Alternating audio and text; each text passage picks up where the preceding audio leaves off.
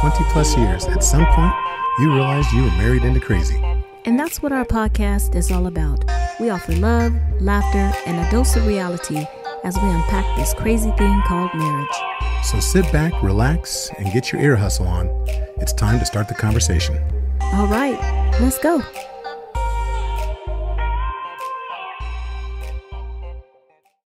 Hey Ernie, so I just wanted to jump on really quickly and let you know how much I appreciate you. This morning's consultation went very, very well. The way that you explained my personality type, which is the C, was very informative. It was super straightforward. You were able to lay out everything so that I can understand your tone of voice, your style. Everything was very calming. You're a super easy guy to talk to, and I'm excited to see where my personal and my professional life is going to go after today's consultation. So once again, Ernie, I appreciate you so much, and I cannot wait to see where we're headed. Welcome to episode 132 of the Married into Crazy show with Snooks and Lovey. I'm Snooks. I'm Lovey. Yes. So, fun fact, I should say, we did this take like 3 times because Lovey was not pleased with how I was doing the intro. So anyway, just wanted to throw that out there. But we just welcome you back. We're having a good time. I like to say stuff that he says, so. It wasn't that I wasn't pleased. He was not pleased. She's staring in the camera, waiting for something to happen. No, he said, wait for the click. And I was thinking like there was going to be I was going to see a click. I don't know what I was God thinking. Was going to come down from the heavens and the angels would sing and he'd say, and click. Welcome back. Welcome back. And like we always say, you could be doing so many other things. And we're super appreciative of the fact that you've chosen to spend some time with us, whether you're gardening, driving, whatever you're doing. TV. Well, yeah. Just being a fly on the wall. Right. Look, this is us. We're goofy. We have a good time. I'm goofy. Okay. She's Minnie. And we're just having a good time. Look, I'm feeling almost 100%. I am 100%, but okay. So short story on Thursday. Funny one, but go ahead. It wasn't funny to me. On Thursday, I got my second vaccine shot. Mm-hmm. And I got the shot thinking, there's no big deal. Everybody talking about, oh, the second vaccine shot. So I was like, you know what? This is cool. All night long, nothing. When Snooks got hers, she had hers.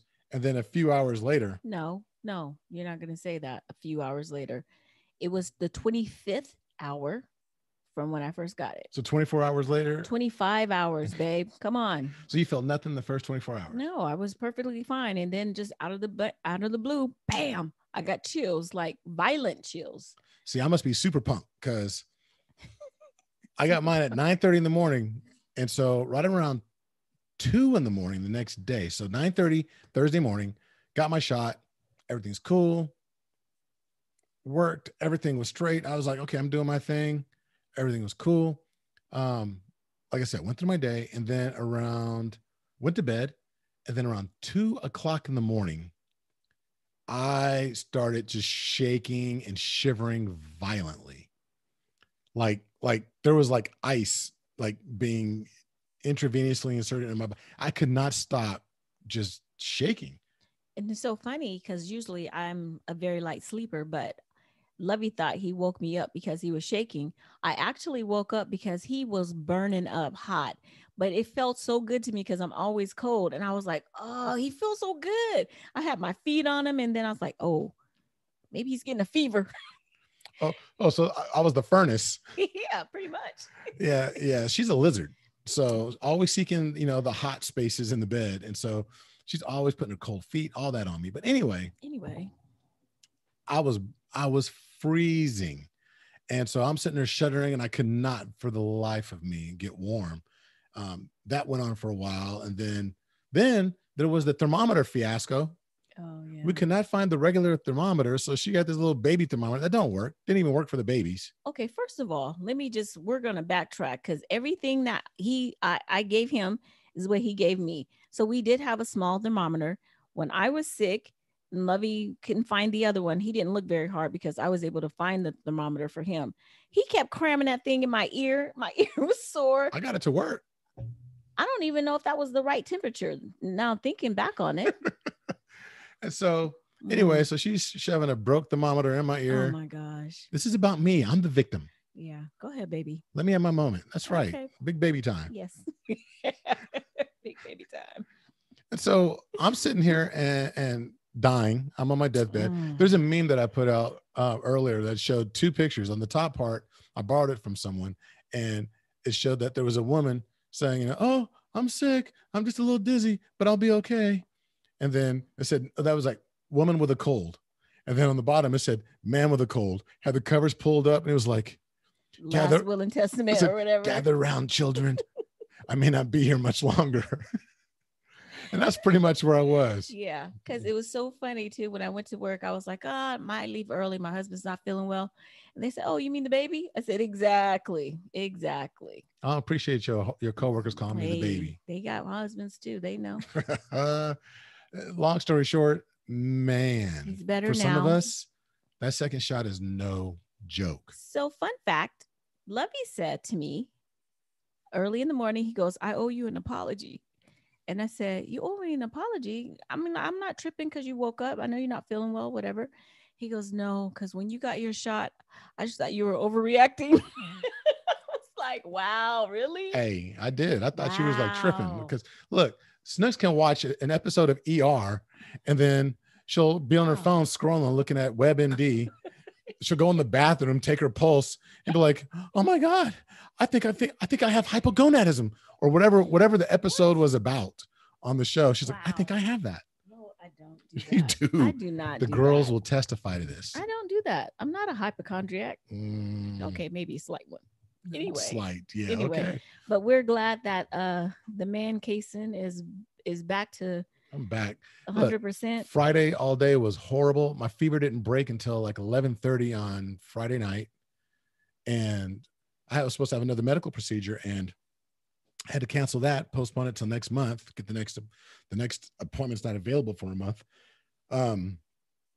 Saturday went to volleyball practice. Should not have gone to volleyball practice because I was the Walking Dead. I was about to say he I came had in the no house energy. looking like he was the Walking Dead too. So it drained me. And then on Sunday I was pretty much back, but not quite. I was still tired. I was run down after hanging out with the family and stuff. And then on today was the first day I felt 100%. Mm-hmm. And we knew he was back to 100% because he was back to bossing us around. That's right. I had to get stuff back in order. Whatever. Anyway, so we say all that to say this. We're just happy that you all came and joined us. Yeah, and please, you know what? Do us a favor. If you have the opportunity, don't wait for the J&J one or the Moderna one or the Pfizer one. Like Dr. Fauci says, get the vaccination that is available to you. And if you're one of those individuals that are saying that, I don't know, I don't trust the vaccines. Look, we're Black, if you haven't noticed. And we completely understand that we have a little bit of distrust when it comes to the medical establishment at large because of historically the things that have been done to our people. And I'm just going to say this.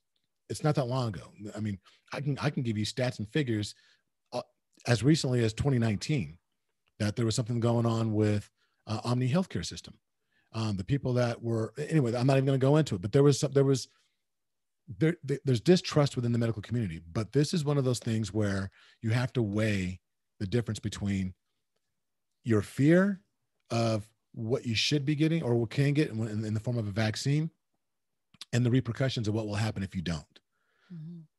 We have, you're going to hear an interview with next week with a doctor who happens to be a relative, but unfortunately she's had to have people in her care that are as young in their 30s that are now lung transplant, that are now going to be walking around with canisters of oxygen for the rest of their lives because this thing has a way of disproportionately affecting the African-American and Hispanic communities.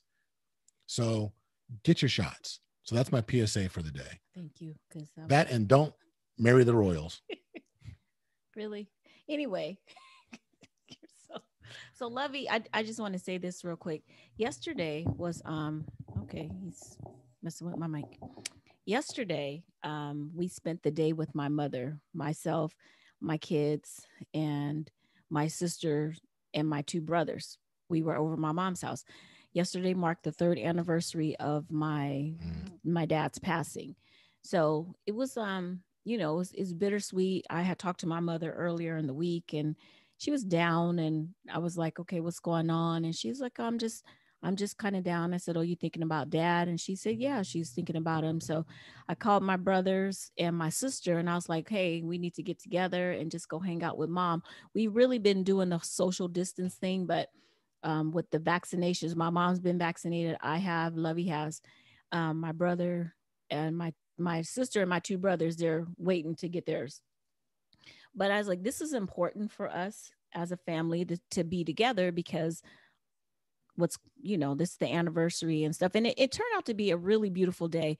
And she was in good spirits about it. And it just made me I wish that my dad was there. But, Lovey kind of brought up about the Royals, and we're not going to talk about so much what's going on with them as much as we're going to talk about what it means to be. Don't marry the Royals. No, that's not. Whatever. That's not how the song goes. No, okay. No. Okay. So I just want to just give a little background, and I'll tell you how this ties into with the Royals, what's going on with Harry and Meghan. So at the beginning of our podcast, when we first started, we talked about Lovey and we talked about our almost divorce. And the reason behind the divorce was because, well, the first 4 years of our marriage were, what's that word, tumultuous? Mm-hmm. I don't think I know how to, didn't say it correctly, but your husband was being foolish. I felt like I was in it by myself. And, when you get married, the Bible says that the man should leave his mother and father and cleave to his wife, right? And Lovey didn't necessarily do that initially. So I felt like he didn't really protect me. And I was, like I said, I was kind of in it by myself. So this situation right now that's going on with the Royals, like he calls it, it kind of brought back some feelings for me. And like I said, I'm not going to go into what's been said and, the interview, because I haven't seen the interview, but I think you'd have to be living under a rock to not know that there's a riff and a whole bunch of other stuff that's going on between talking with the Royals. Some royal-ish is going down. So that's like Blackish, royal-ish. Okay.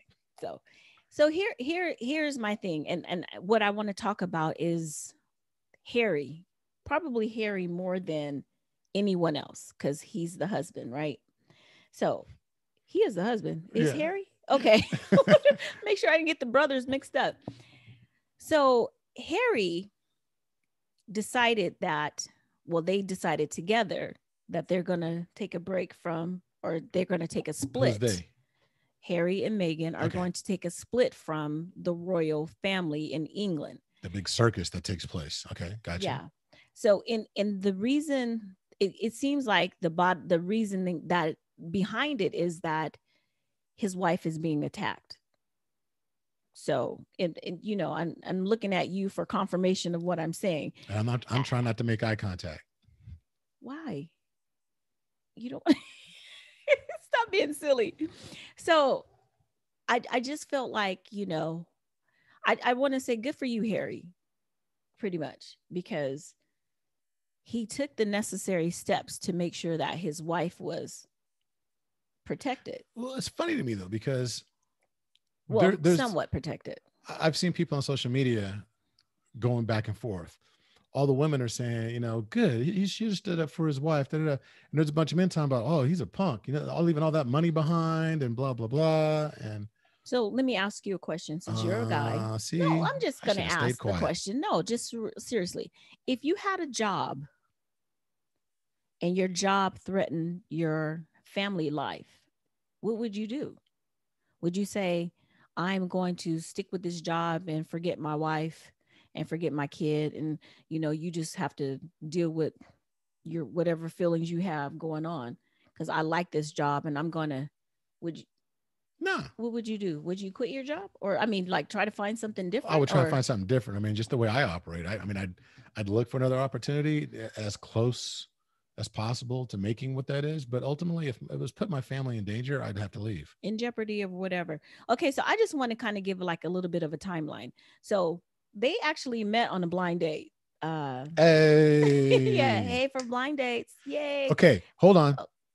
Mark the spot. She said, "Yay for blind dates," which is she's giving confirmation that we met on a blind date, which is what I've been saying. I'm not giving confirmation. I just say yay for blind dates. 25 years I've been saying that.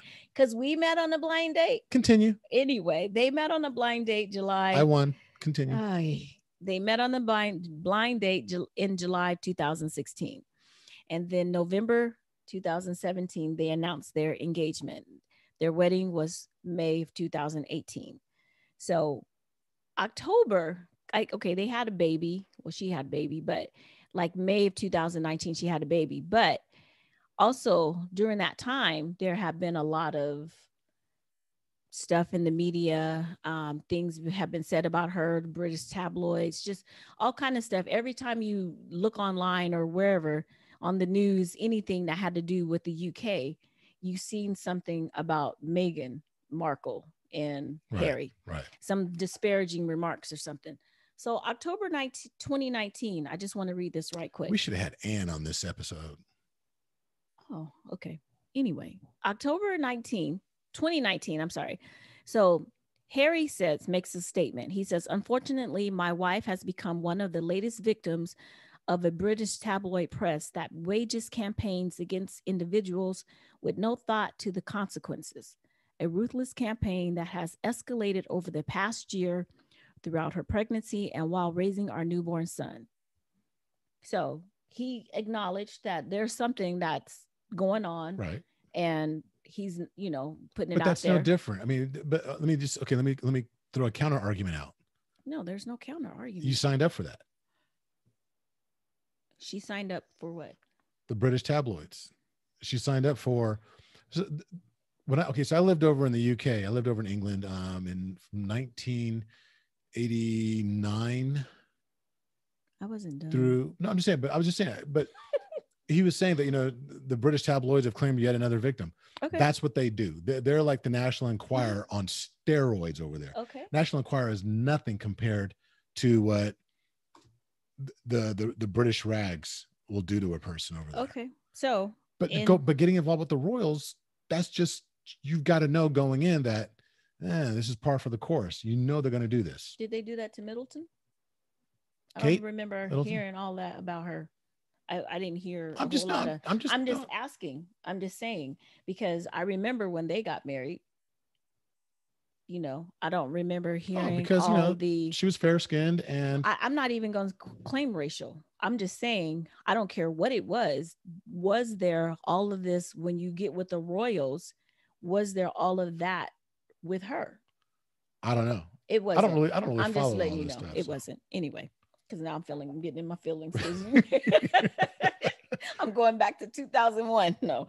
Anyway, so January 2020, he made another statement. Yeah, and it said it brings me great sadness that it has come to this. The Duke said during a private dinner, "I know I haven't always gotten it right, but as far as this goes, there really is no other option." And what he was talking about was becoming them stepping back from royal position and to become financially independent on themselves. That one thing that he said, "I know I haven't always gotten it right, but as far as this goes, there really is no other option." So he was saying, I mean, to your point, yeah, they do this, they do that, but okay, enough is enough. Now it's come time for me to protect my wife. And if that means removing myself and removing my family from my station of what I am or what I associate to be, I have to do that to protect them. When did he do that? January 2020, sorry. January 2020 or 2021? No, January 2020. Okay. Because the interview is just now. Yeah, they just did the interview now. But I mean, all this is documented. And then they moved to Santa Barbara in July of 2020. So he made the hard decision to basically leave his family to be with his wife, as it says in the scripture. Because I was asking Lovey earlier, I was like, and forgive me for my ignorance. I was like, our vows are just vows, right? They're the same vows that we say here. They say, other people say somewhere else. They use the same Bible. She was like, yeah. So are they She was like, are they Catholic? Yeah, and I was like, no, they're Protestant. And Lovey was in his feelings. See, I grew up Catholic, but that's why I say you're in your feelings. But it's one of those things but I attended Protestant church now, and you've grown up in the Protestant church. Mm-hmm. And so it's one of those things I'm like, how do you not know that? I'm just, I don't know. But it just never, I just was like, oh, I don't know. I never did a history or anything on the royal family. I have no idea what their denomination or any of that. So I mean, actually, you know what? Now that I'm thinking back on it, I did do a study on religion, but it wasn't clicking for me. You need to retake that comparative religions course. Wow. I'm just saying. Go ahead. Well, something I learned in high school, but like I said, I forgot all about. But I bring that up because, you're saying, and other people are saying like, oh, well, it goes with the territory. But when we marry, you're to having to hold, love, and cherish and all of that. Yep. And are you loving and cherishing and all those things? Are you doing those things to me while you just kind of stand to the side and I'm just being crucified? I mean, that's how, no. That's how I look at this situation. And maybe I feel some kind of way about it just because I can relate to those feelings of what the heck, Right. I don't know. Like I said, people have their own feelings about her and whatever it is that they think about him. But the fact that he was like, nope, this is my wife. This is who I chose to marry. This is going to be the mother of my children. This is the mother of my son at that time. And I choose them over everything else. I'm just going to keep it very real. Okay.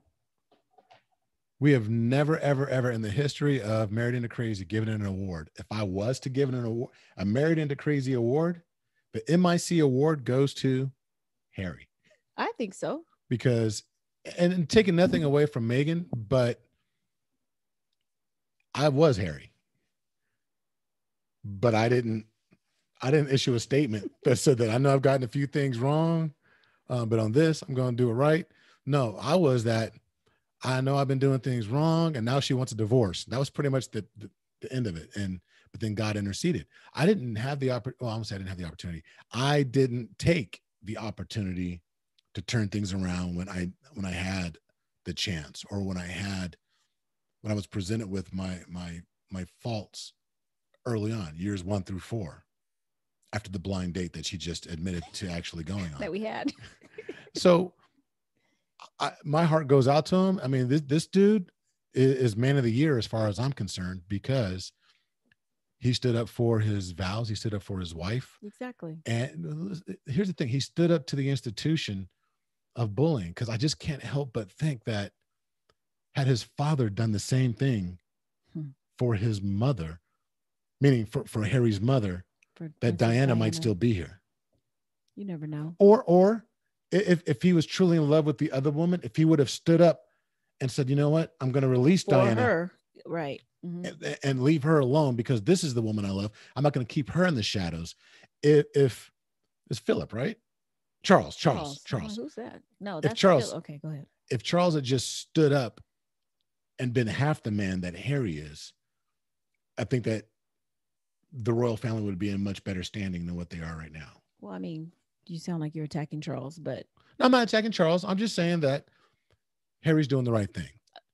Because once you, and I'm going to go back to. Let me just, I'm sorry. I just want to cut you off because you always do me. And wow. No, you said I'm attacking Charles. I'm not attacking Charles, but I am. Sounds like it. But what I am saying is this, that there's a lot of men out there saying, well, it's not just men. A lot of us have a tendency to say, well, that's just, I didn't have that model in my house. I didn't have anybody show me how to do that. I didn't have anybody show me how to be a man, or how to be a husband, or how to be a woman, or how to be a wife, or how to be blah, blah, blah, whatever it may be. Harry didn't have a father to show him how to stand up for his wife. Mm. And yet he found a way to do it and basically walked away from millions and millions and millions of dollars, prestige, titles, legacy, land, the whole night. He left all that on there for the love of a woman. So we have a modern day story taking place where those fairy tales, the things that you now call fairy tales, those ancient stories of medieval times when the prince was going to, throw his crown away so he can actually go and be with the woman that he loved, even though she wasn't of royal blood or whatever. It's happening before our very eyes. Mm-hmm. And Harry's like, you know what? System be damned. This is love. This is what God put in my heart. You're going to make me cry. He said, I want to be just like Ernie. So I think that's there's something to be said about that. And it's a model that many of us need to pause for a moment, get out of the media or all the different storylines that are going on and the debates and really think about, honestly, the 10,000 foot view. What did he really do? And what does he really stand for? And turn the spotlight back on yourself. Where do I stand in my marriage? Just like you asked me, what if my job, my income, the thing that was providing sustenance for us was threatening my family? Because it wasn't just about threatening Megan. It was threatening his children as well.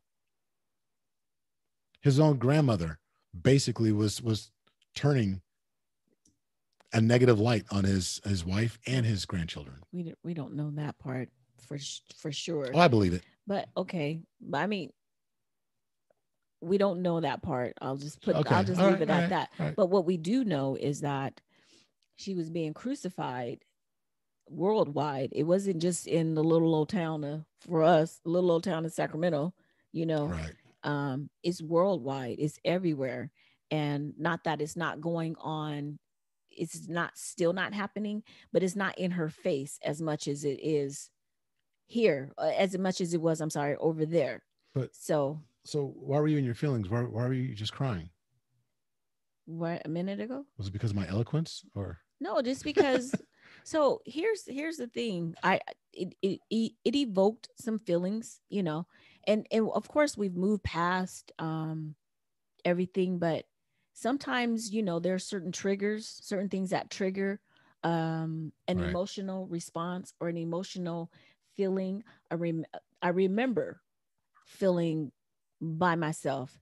I remember feeling alone. I remember feeling like, what did I just do? And like I said before, I prayed about this before I even, it was too serious. I was like, I don't want another heartbreak. I don't want another, here we go, a flip flop or whatever it is, if this is not something that is going to last and he is not real and he is not meant for me, then Lord, block it. I just don't want it. I don't want to waste my time. I don't want another year. And here we go again, oh yeah, baby, I promised, blah, blah, blah. And then you're full of crap. But so when I had that prayer and I said that prayer with Tracy and everything that I prayed about, I came back to my desk and you had left a message on my phone addressing every single thing that I prayed about. I was like, I already said, what was that, December 24th? Christmas morning, that after that 3-hour talk, I was like, oh, I'm so in. I'm ready to get married right now. But even still, the mind, that was the emotional part. But now my mind is thinking, all right, girl, let's be conscious about our decision that we're making. And when I prayed about it, like I said, I came back and you addressed everything. I was like, okay, it's a done deal. So I thought about after when everything played out, I was like, how did I get this wrong? Because now you're not just my boyfriend and it's wrong. Now we're married. Now there's children. And what the heck? So, that whole process of, and not that I was afraid to be a single mom because I knew I could do it because I was raised by one, Right. Not that I wasn't tough or like I can't stand on my own 2 feet. I didn't want to stand on my own 2 feet by myself. I wanted us to be a couple. You were my knight in shining armor. And I don't care what anybody says, oh, fairy tales are not real. They're not true. You're a fairy tale to someone because I was told you didn't exist. There's no man that's going to love you the way that you want to be loved. I was told that. There is no man that's going to do the things that you want done. There's no man that's going to put you first or make you feel the way that you made me feel.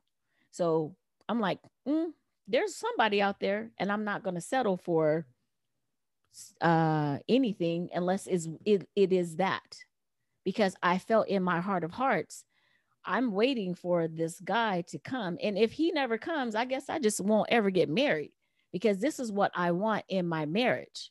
I was very strong. My brother and I used to always get into, my cousin used to always be like, girl, ain't nobody gonna be, what you talking about?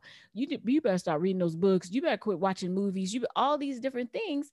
And I was like, somebody's gonna do it, because I know that, because I demand that. This is what I want.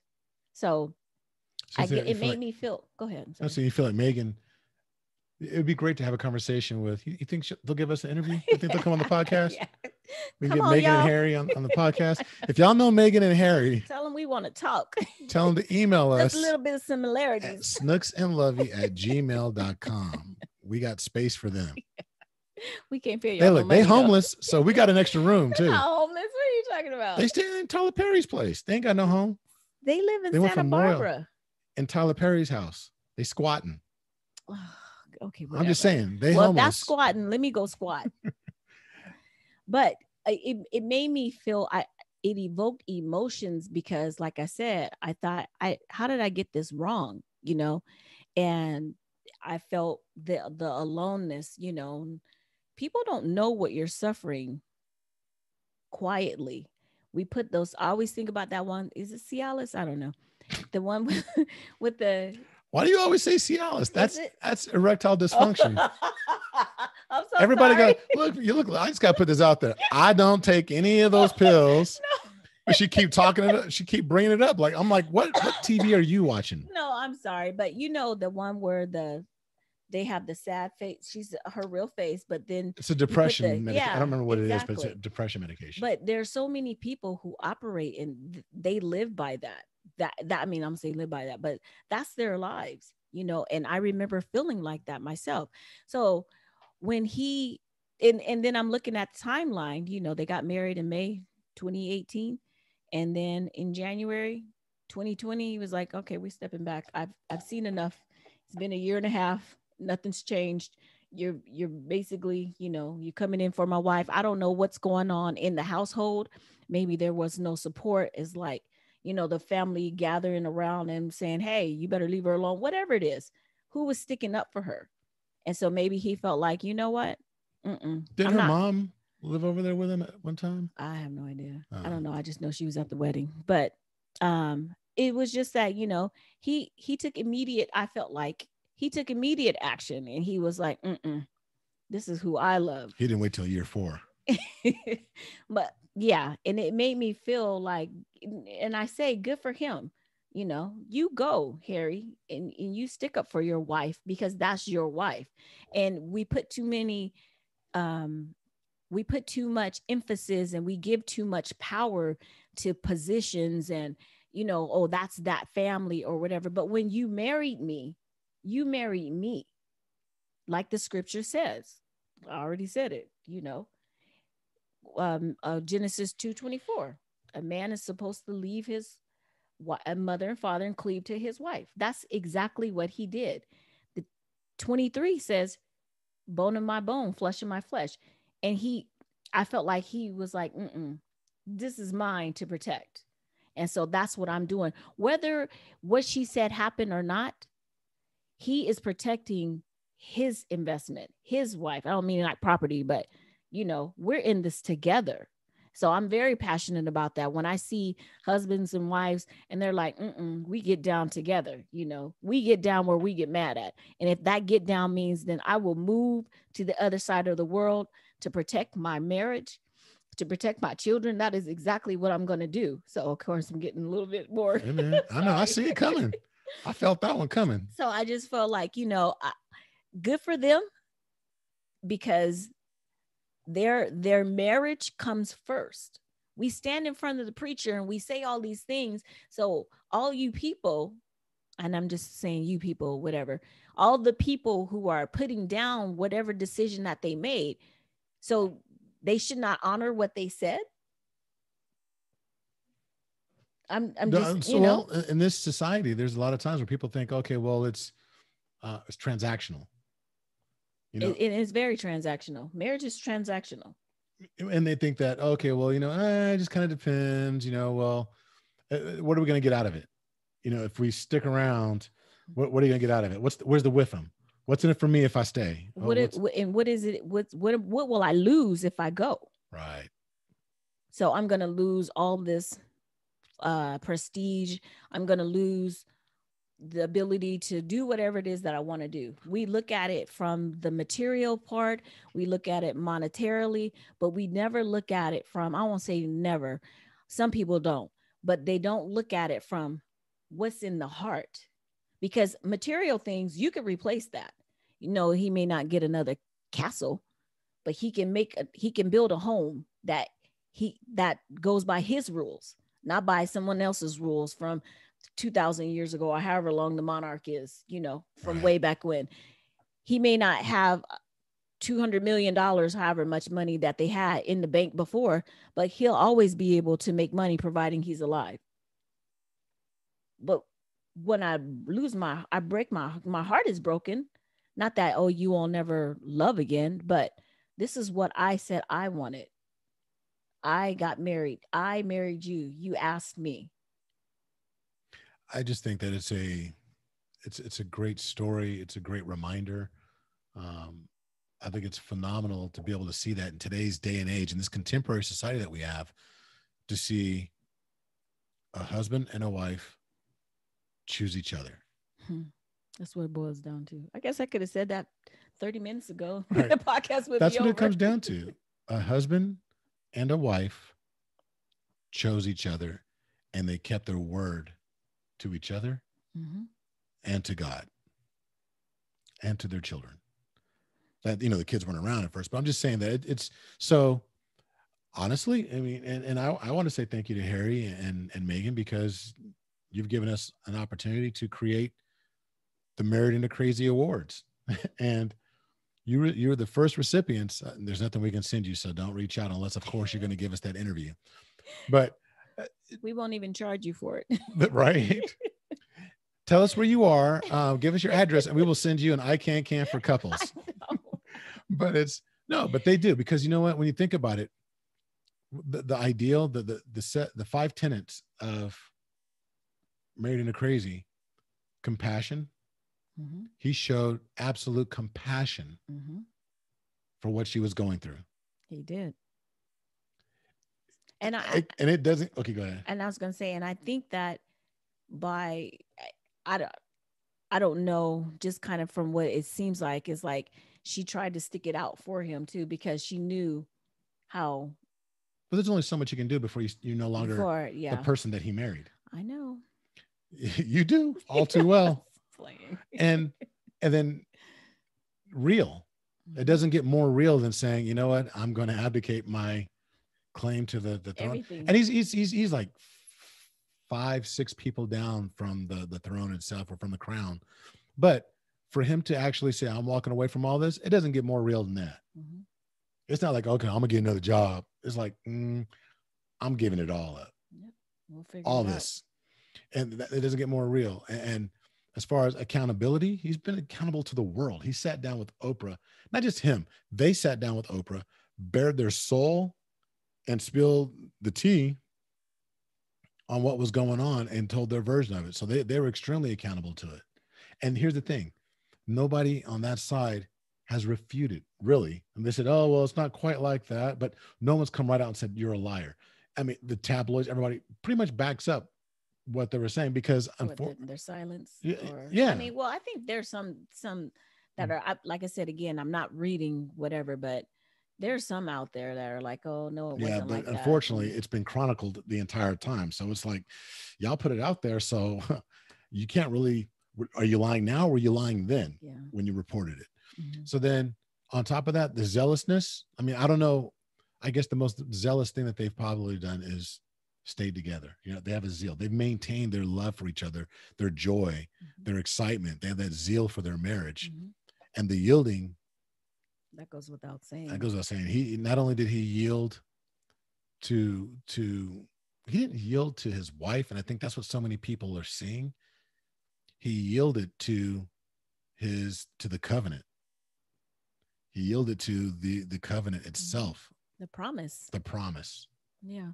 So you talk about, I mean, for And me, she did too. And I don't want yeah. it to sound like Yeah. I'm No. giving like all the props to Harry, and that's really what it sounded like.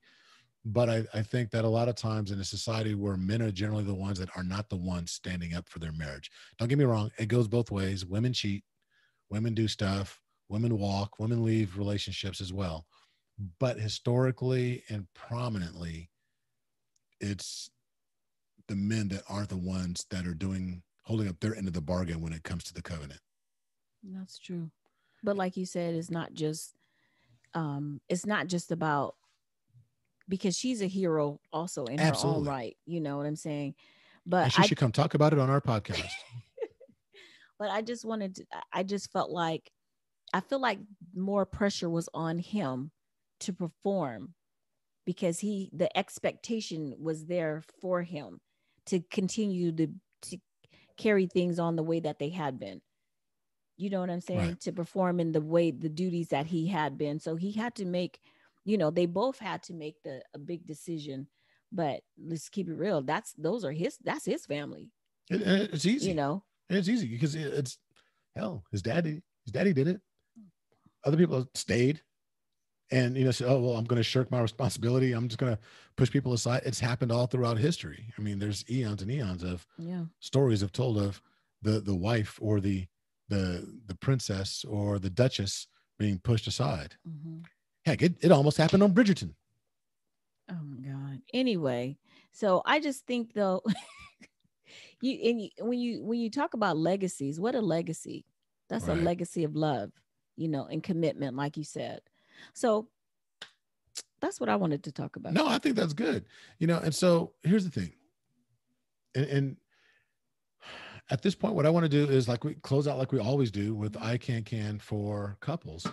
And we want you guys to really think about what we're about to pull, but also think about, the adversity that you go through in your relationship. Mm-hmm. Are you really down for the covenant? Because there's gonna be times where you don't really like the person sitting right next to you. Amen. But you got to be down for your covenant at all times. Mm-hmm. All right. So keep that in mind. And, no lessons. It was just more of apparently a venting scenario. Really? And a confirmation of the blind date. So I'm going to go ahead and go. I'm going to. Wow. Let's switch. No, I'm going to go first. It says, I can keep my promises. Ooh, that's a good one. Mm-hmm. And mine says, I can do the grocery shopping. That never goes well. I'll hold my breath. Well, I tried. Then you guys get mad because I bought the wrong brand. Buy what you want. Anyway, so you guys notice the quietness right after that? Hey, look, we are super appreciative of each and every one of you. Please, please, please, please, please go out and tell 5 friends. Tell 5 friends to go ahead and listen to the Married and Crazy podcast, however you're listening to it, whether it be on YouTube, on Spotify, on Pandora, iHeartRadio, and Ghana, wherever. Apple Podcasts, wherever you are. But in Podbean and all these different areas. I mean, wherever you download, wherever you're listening, invite some friends. Yeah. And then go on iTunes, Apple Podcasts, and give us that 5 rating. Right. And then, hey, and if those of you that are still like thinking, okay, you know what, now I'm getting really serious about my workout regimen. I really want to do something. Even though the gyms are opening up, I'm not sure I really want to be in there right now. You can always go to marriedandcrazy.com and click on the Beachbody banner that's on several of the pages, and you can do some of the workouts. So we've shifted. I'm now doing what's called Lift 4. I'm also doing Peloton. I was like, what is that? I had Pandora stuck in my head. Well, I'm doing Pandora. But I'm doing right. So I'm kind of mixing it up between Peloton and Beachbody. I'm doing lift 4. And what are you doing? Which workout? I'm still on 10 rounds. 10 rounds. And so, but there's so many different people out there. So, but you can get 2 weeks for absolutely free by going to maridinacrazy.com and clicking on the banner. So make sure you go ahead and do that as well. So what you're going to hear now is absolute silence for the next 8 minutes and 46 seconds. The number's still there. It hasn't changed. And it's a time to reflect and just about social justice. Like Lovey always says, how we as human beings can be better people and make sure that we treat people according to the way that we want to be treated. Amen. So until the next time, be blessed. Bye-bye.